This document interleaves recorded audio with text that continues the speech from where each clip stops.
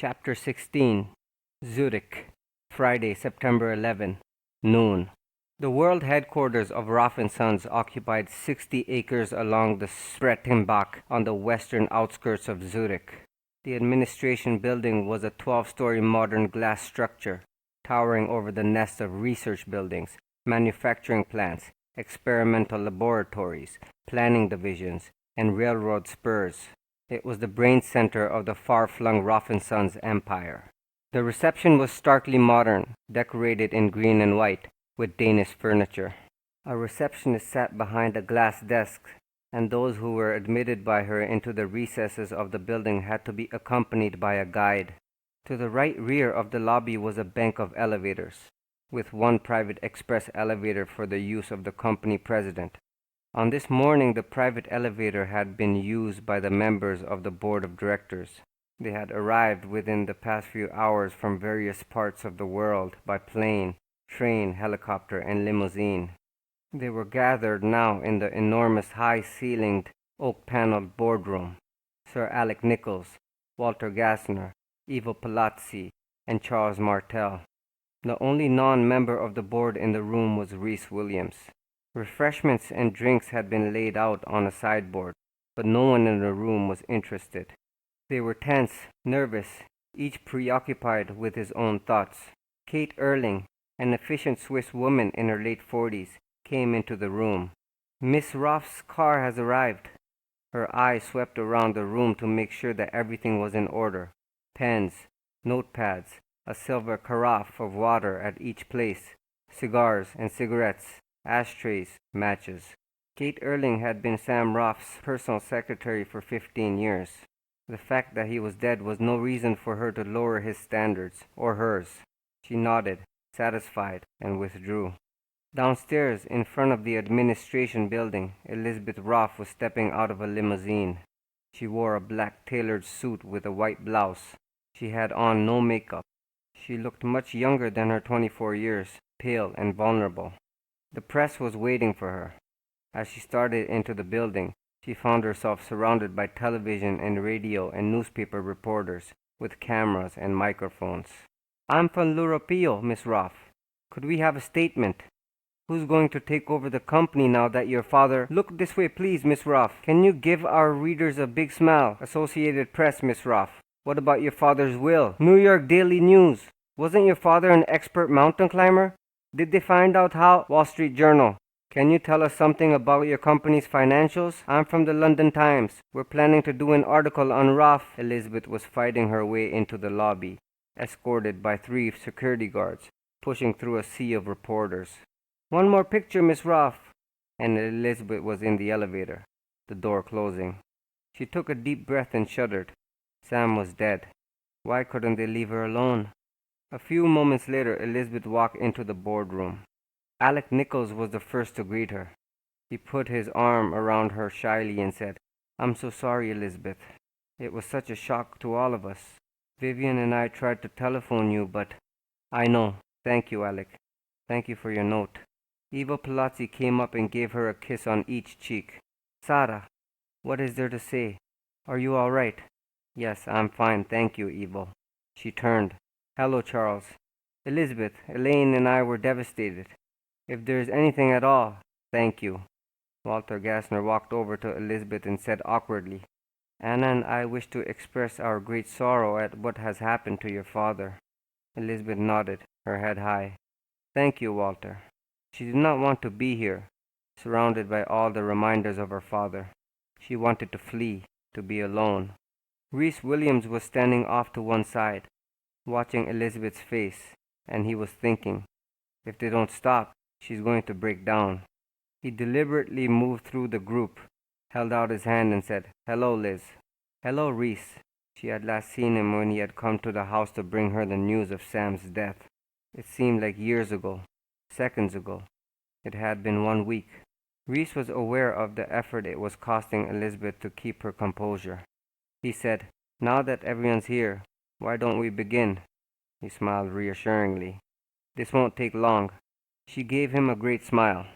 The men took their accustomed places at the large rectangular oak table. Rhys led Elizabeth to the head of the table and pulled out a chair for her. My father's chair, Elizabeth thought. Sam sat here, chairing these meetings. Charles was saying, since we do not have a... He caught himself and turned to Alec. Why don't you take over? Alec glanced around, and the others murmured approval. Very well. Alec pressed a button on the table in front of him, and Kate Erling returned, carrying a notebook. She closed the door behind her and pulled up a straight chair, her notebook and pen poised. Alec said, I think that under the circumstances we can dispense with the formalities. All of us have suffered a terrible loss. But, he looked apologetically at Elizabeth, the essential thing now is that Roffe Sons show a strong public face. D'accord. We have been taking enough of a hammering in the press lately, Charles growled. Elizabeth looked over at him and asked, why? Rhys explained, the company is facing a lot of unusual problems just now, Liz. We're involved in heavy lawsuits.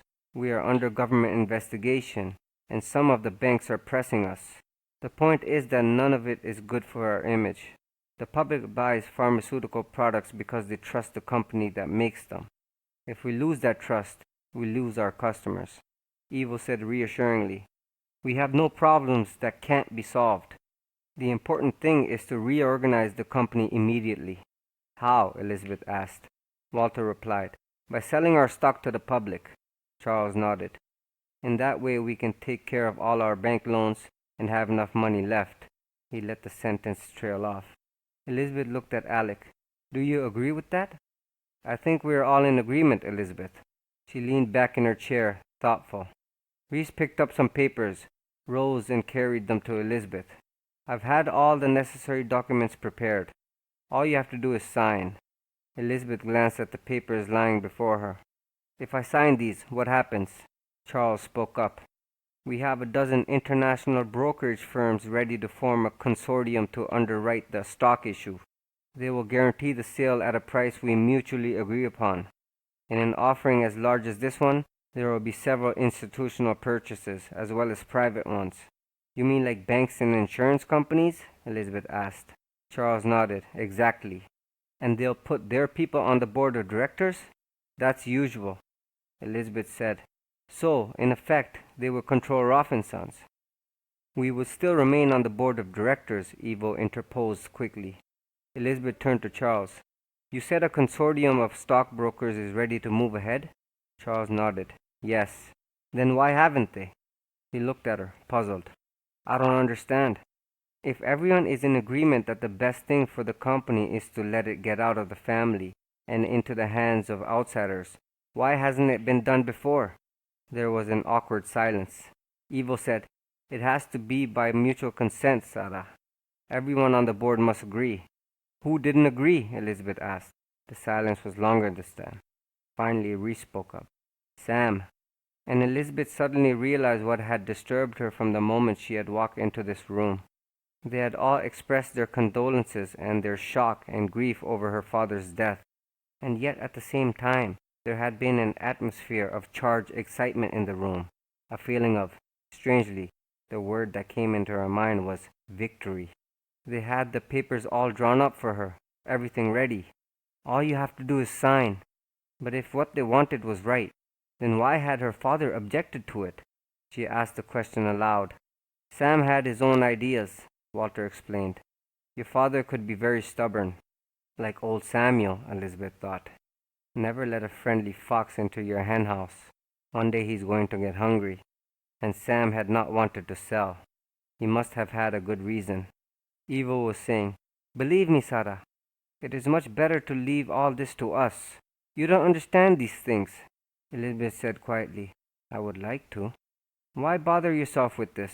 Walter objected. When your stock is sold, you will have an enormous amount of money, more than you'll ever be able to spend. You can go off anywhere you like and enjoy it. All she had to do was sign the papers in front of her and leave. Charles said impatiently, Elizabeth, we are simply wasting time. You have no choice.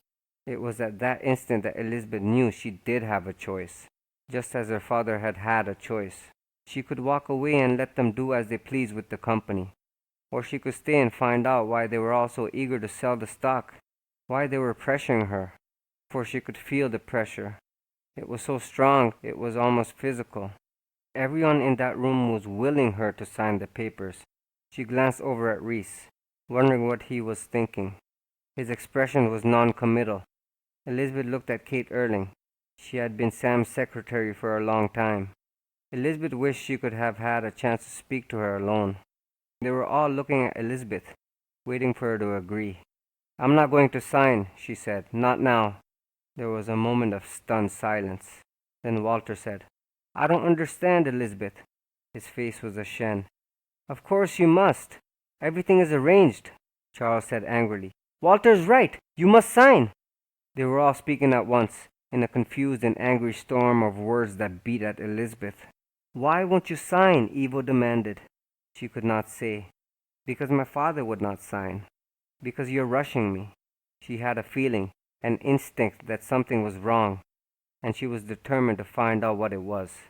So now she merely said, "I'd like a little more time to think about it." The men looked at one another.